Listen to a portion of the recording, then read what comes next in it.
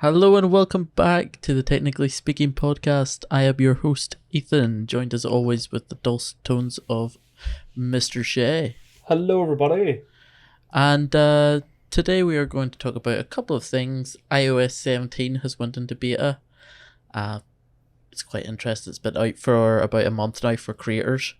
So there, a lot of opinions are flying about on it. Elon is now doing XAI, which is a turn around the roundabout indeed. Yeah, damn right it is.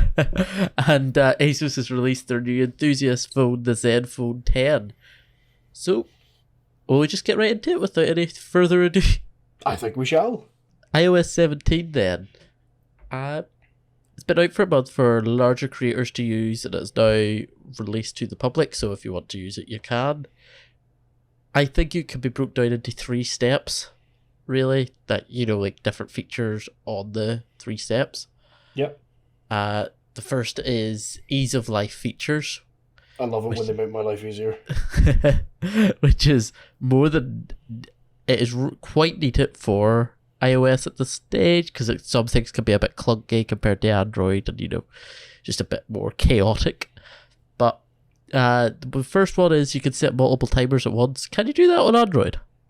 Yes, I was just about to... I just looked at the running order and went, wait, you can't do that? Yeah, I do multiple timers every day. Yeah. You know if you put something in the oven for dinner or something takes like half an hour and the other takes 20? Yeah. You know, I'm like, yeah, I'll set a timer for half an hour, but I'm also going to set one for 10 minutes because I'm going to forget. See, I have 2 phones. Ah, there you go. 2 phones. Yeah, which is... That's quite handy. Automatically deleting verification codes after you've used them in your emails. That's nice, bit of security, yeah, it's quite handy. Replying to message by just swiping right, which is something you couldn't do in iMessage. Right. You couldn't be like, you know how on WhatsApp you could reply and it has the message you're talking about?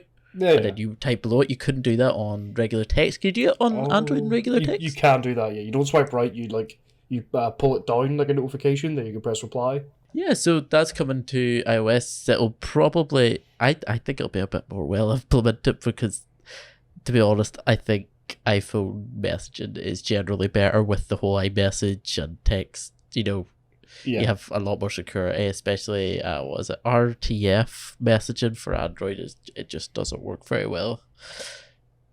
At least in my experience. It's like iMessage for Android, but like anyone that comes in and has an issue with texting, the first thing we do is turn it off. Ah, I see. Because it's not. And then the fourth ease of life feature is you can take a photo of a meal. Say you're out for dinner and you really liked what you had. You take a photo of it and it'll show you how to make it. It'll scour the internet for recipes for it, how to get everything exactly how you had it to the best of its ability, which is quite cool. Yeah, it'd be interesting to see how accurate it is. Yeah, I haven't tested it yet, but I'll get on to that because, like, it would be really handy, you know, like, say, I wonder would it work on, like, TV? Like, so if, like, I was watching, you know, like, Gordon Ramsay make, like, a steak, will it take me to Gordon Ramsay's steak recipe? No, it will just tell you can't make that, you're not good enough. It's a skill issue. Yeah, it's nothing to do with you. Well, it is. It's a skill issue. It's a skill issue. For step 1, call it a breadstick. And then 5th is we now have, what is the right term? Interactive widgets. Right. Interactive widgets. So what that is, I've kind of put it in a new feature, but as you will see from the running order, but as we get into it, I'm like, no, it's more of an ease of life thing because widgets aren't new. But say you have a reminder and it's in the widget, you can see it right now. If you tap on the widget, it will open the reminders app and then you can tap it off from there. Now you could just tap it off straight from the widget. And you can do things straight from the widget. So like reply to a WhatsApp, FaceTime someone, you know, without having to actually go into the apps, which is quite handy. Okay. I like that because it means you're not getting like sucked in. So like, say it's like to reply to someone, you just reply to them and then you're not like sucked into say like Instagram, or you don't get sidetracked. Yeah. It's more productive. And That also, would be handy for me. I do that a lot. I go to reply to someone in DMs and I press back and I'm like, oh no, there's a thing I like. Oh, I'm going to start death scrolling now. And then 2 hours later, I've starved. 2 hours later, Shay's late for work. Yeah. Yeah, so I think that's quite cool one. The one I will use most is probably reminders, because I'm really big into reminders. Mm-hmm. And it just annoys me that I can't tap it away. I'm interested to see what the weather thing is. Like, if I can scroll through the weather for the day on the widget, that would be really handy. That would be good, yeah. Yeah, because I would say calendar is a big one, but I only view my calendar. I don't like change it. I would, I do all my calendar straight on the iPad. But calendar, weather, and reminders are the biggest widgets that I use. So I would be interested to see what was going on there. I would love for them to update the battery widget as well, so that it could show me like, batteries for things that aren't just connected to my phone, but I could have it set for my ecosystem. So I could always see my, always see my iPad battery, always see, because like the minute my iPad, I can see if my AirPods are connected to it, I can see it, plus the Apple Pencils. Whereas my phone, I can see, my watch and my AirPods if they're connected. Where I would always like to see my AirPods battery percentage, because it doesn't have an indicator, Yeah, I get you. I do find that with my earphones as well, where sometimes you're like, oh, listen to some music, oh, they're out of battery. Yeah. Oh, I wish I would have known about this. It would be a real ease of life feature to add. Yeah. Maybe iOS 18, never know. You never know. Doubt it. And then the second group I have named accessibility features. Mm-hmm. So this is the one you'll probably be interested in.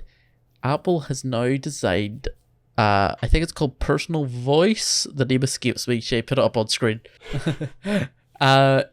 It'll record you saying certain sentences, and it'll say this, say that, say, whatever. And then within 24 hours, it will have made an AI replica of your voice. Right. Interesting. So it completely mimics your voice, so that whenever so say someone's lost their voice, they're using text to speak, it mimics their own voice. Okay. I think it's kind of cool. It's interesting. I'll give them that. I don't see where I would use it. No, I don't think a lot of people will find. I think that'll be a cool toy for like the first month. People will go, haha, look, I'm my voice. And then, unless you're someone who doesn't, like I said, lost your voice or something, sickness, you're probably not going to use that.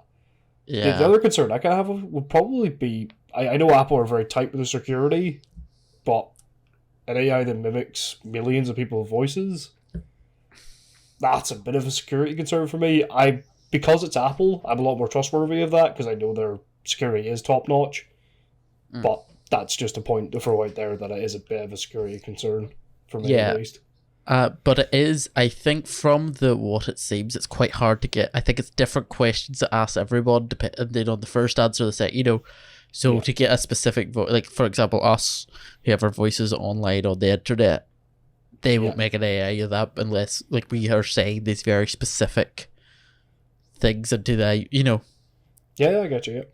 So I don't know. I don't think it was a major concern. No, I doubt it. Like we've been saying, it's not something probably many people are going to use. It'll be a fun toy for the first few months, and then people will forget about it. Yeah, but I think for people who will use it, it will be like it'll be very handy, revolutionary. Yeah. And then the second accessibility feature is transcribing voice notes, but not all of them. So say, Shay, it's very late at night, and you're talking to, maybe a loved one, and you're sending them voice notes back and forward. Oh, I wish. I'm dreaming it now, Ethan. Sorry, did I say love notes? I meant voice notes. Oh. So like you're talking to them, and they reply with a voice note, and and say they're like, very long ones. It won't transcribe them ones, but say I sent you one and it was like, Shay, we're recording now. It would transcribe that. It would shout at me. It wouldn't have such ruthless tone. But I'd know. You All messages from me have ruthless tone. True. Even in text. I use a lot of... I speak purely in emoji.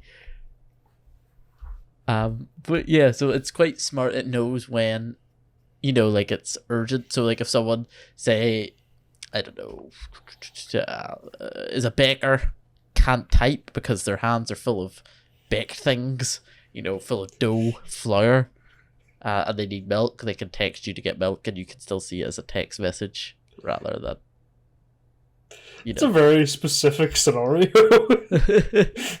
But for that one person in that specific scenario, that's a lifesaver. I'm seeing a link between these two new accessibility features. The five people in Italy who are going to use them.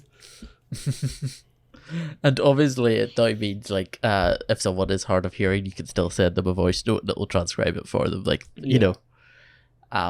and on top of that, it is also the software has been upgraded for the language model, so it's able better to understand language both in text and in voice.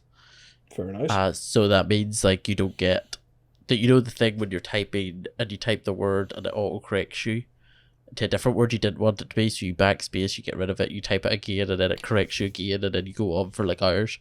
Yeah.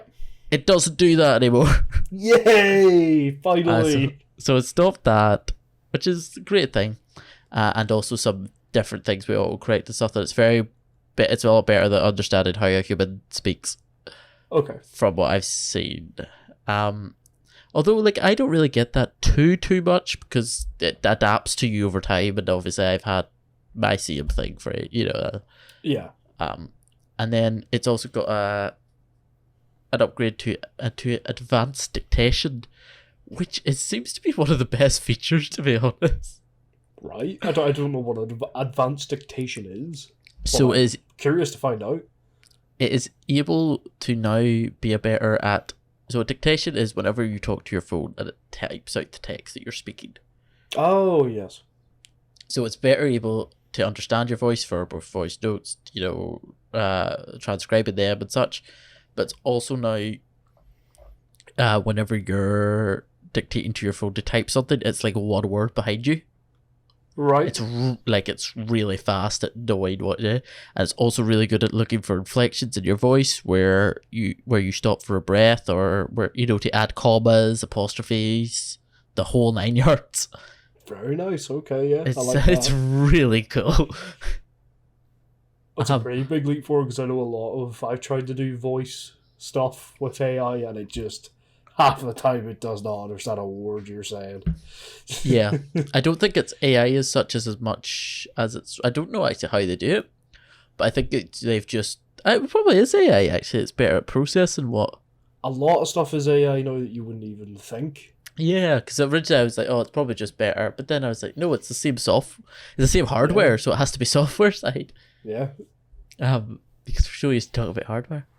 And then... there's new features as well. So AirDrop is now using NFC. It has a really cool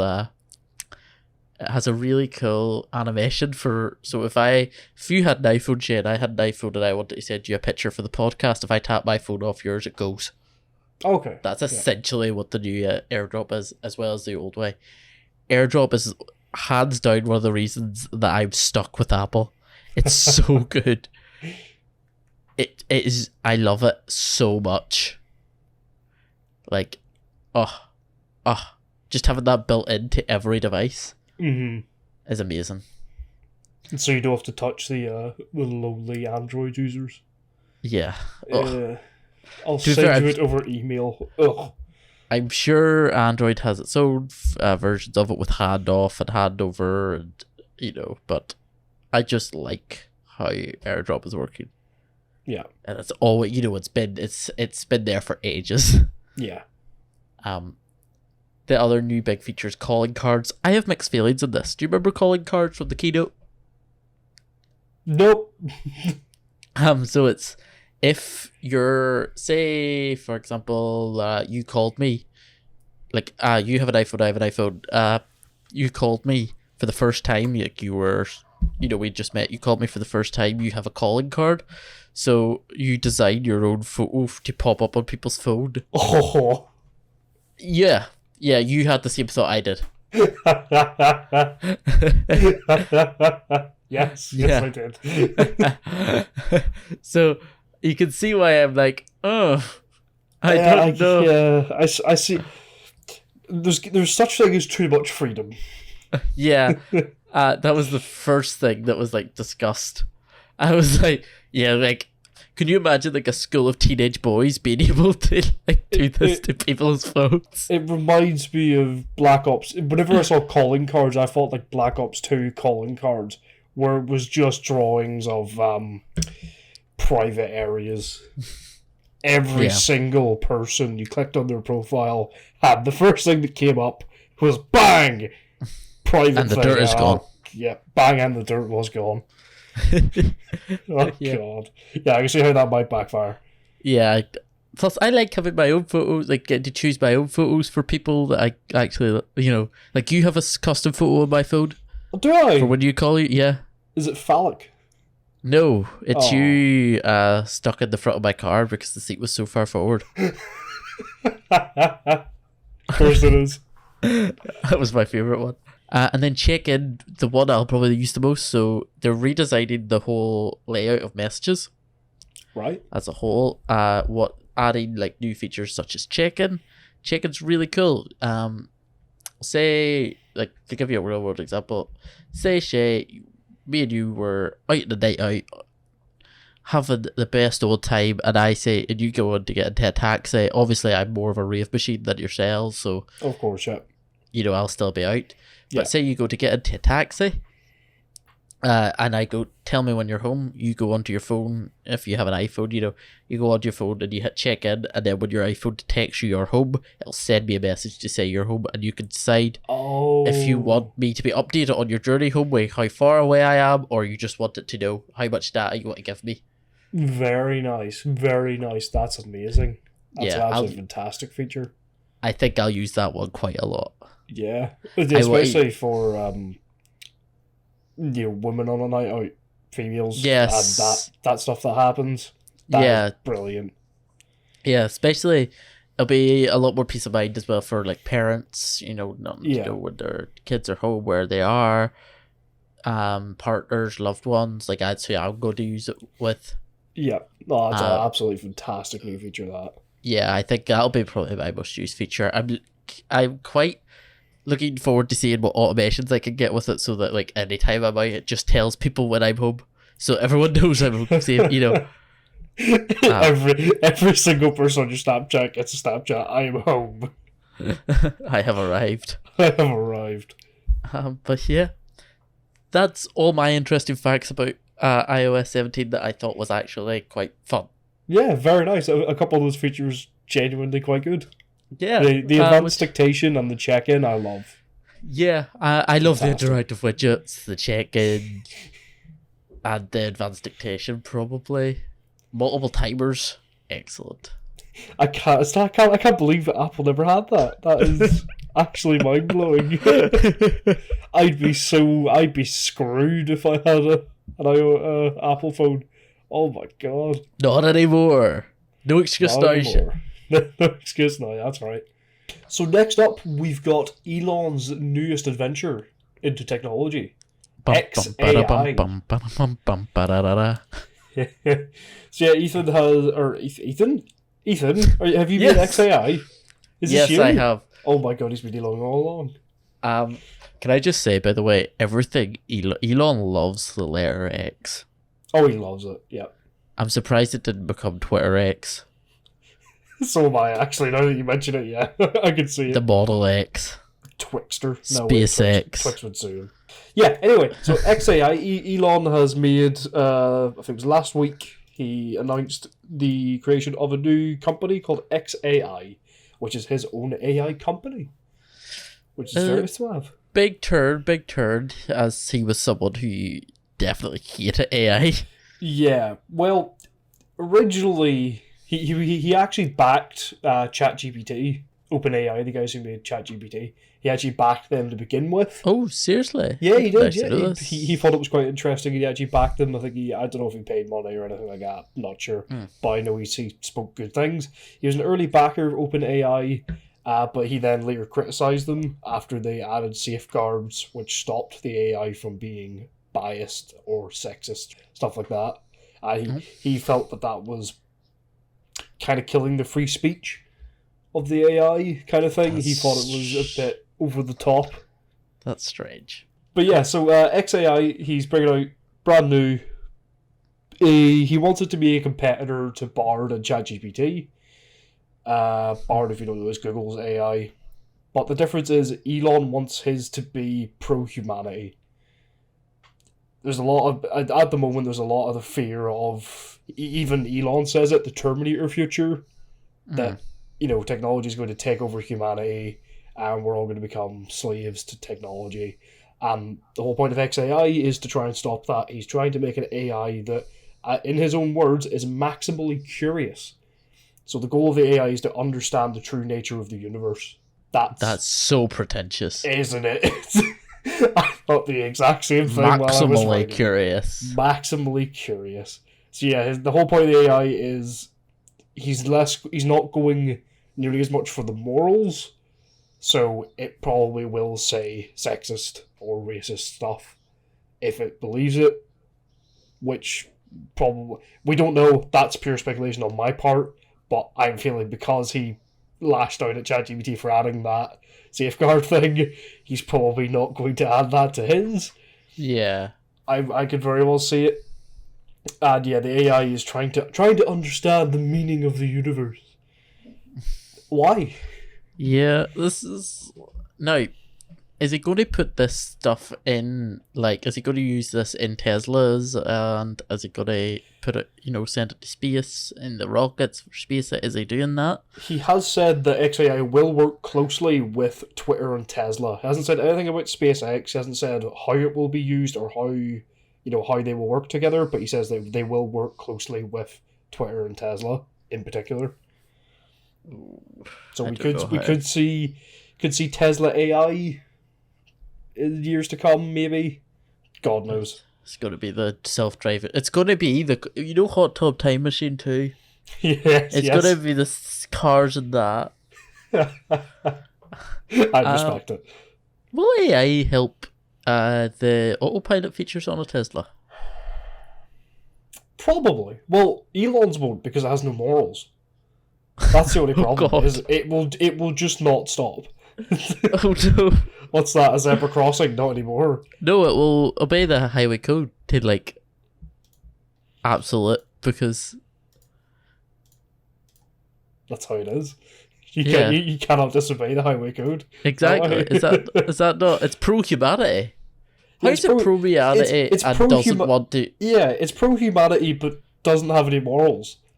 That's basically what he said. It was I was reading up on it, and I went through multiple news networks and was going, what? Huh? I was very confused. What? It's interesting, but what? What was he? Was he back in the Joe Rogan podcast smoking a bit of the good stuff? Jesus, it's very strange. I don't know how. I don't know where he's going with it, but he's going somewhere with it. He's got the money to go somewhere with it. To the moon. He's tried his best. No. I'm interested in this. We'll keep you updated on this as more develops, because I don't know, it seems like one of those things that's gonna be gonna be, oh, this is so good. How did we live without this? Like Bluetooth. Yeah. Or it's gonna be, oh no. Oh no, we're all being killed by XAI. Oh. It says it doesn't care about my feelings. It's gonna be. He literally said he was quoted saying that whenever he did the backlash against ChatGPT, he basically said that they were teaching the chatbot to be woke. The whole woke thing. Yeah. That he was like, I don't agree with that. I don't agree with making the ChatGPT woke. And it's not. I don't think it is woke though to not be racist. No, it's not. It's being sensible. His main argument was they also took away the ability for it to be biased, to have like its own opinion. Basically, was the main thing. But then he also went on afterwards to say that it couldn't be sexist and racist and stuff like that. Yes, so maybe we might be. I don't know. Yeah, it's a bit weird. I don't know why he's made this company, but he has. He's doing AI stuff now. Good for you, Elon. You do you. Please don't kill us all. That would be lovely. Thank you very much. Elon. At least he's in the news now for something like half good. Yeah. It's not like Twitter disaster. Dun dun dun. Threads is taking over Twitter. Oh! Like whenever he fired the guy who was like in charge of the logins and security, and then had to rehire him as a financer because none of them could log in. That is a freelancer, sorry, not a financer. Oh my god, that's brilliant. And then fired him again. You literally need me. You cannot fire me. No, but we'll definitely have to keep updated on this. I will keep an eye on XAI for everyone, and I will let them know. He has also said that don't expect it to be ChatGPT or Google's Bard whenever it comes out. We don't know when it's coming out. It's brand new. He says it's going to be a long while before it's up to the level of those two AIs. Well, we will watch with king eyes as AI Shay. That is his middle name. Of myself. His middle name is Alan Ignatius.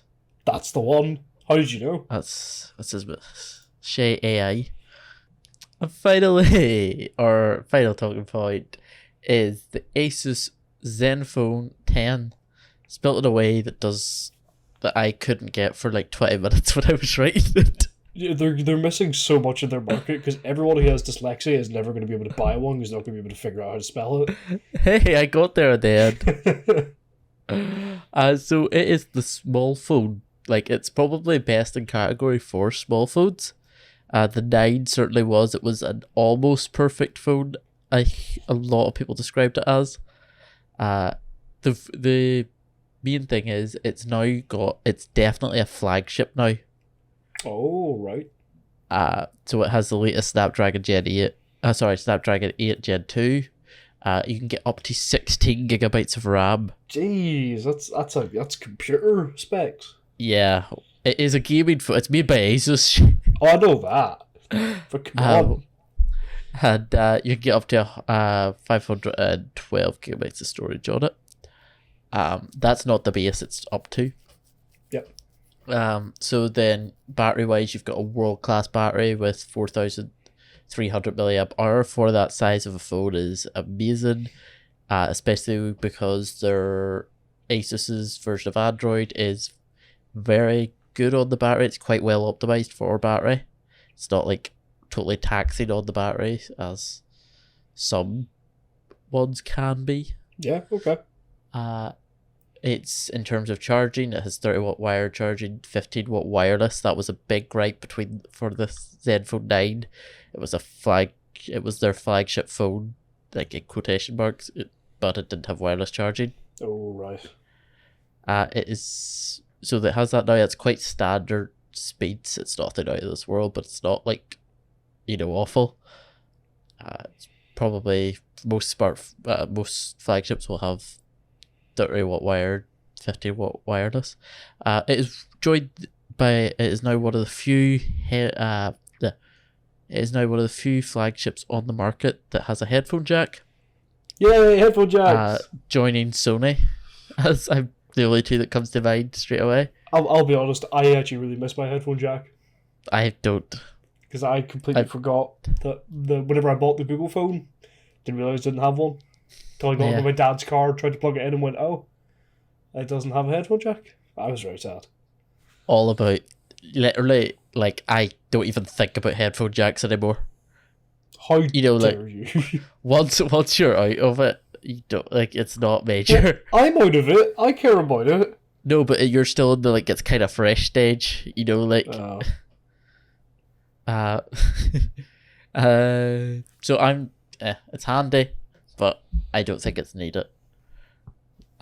They have a new finish on the back. This was another big gripe with the phone 9 was it would wear and fade really easily. Like the back of it, especially because it's like kind of one of its things is it's really cool colors. So like if you have a moment, look up Asus Zenfone 10 colors. Maybe Shay will put a wee photo in here for you. So it comes in blue, black, green, and red, and they're all quite vibrant or like quite nice colors. The red is really bold. It's probably the one I would go for. Red, okay. Yeah, it's really pops. But like I have a purple. Let me have a wee look at this. Let me have a look at this. I have a purple phone though, so like. Oh, lost her. I'm quite out there. Oh, the red is quite nice actually. The red is really nice. I actually really like the green.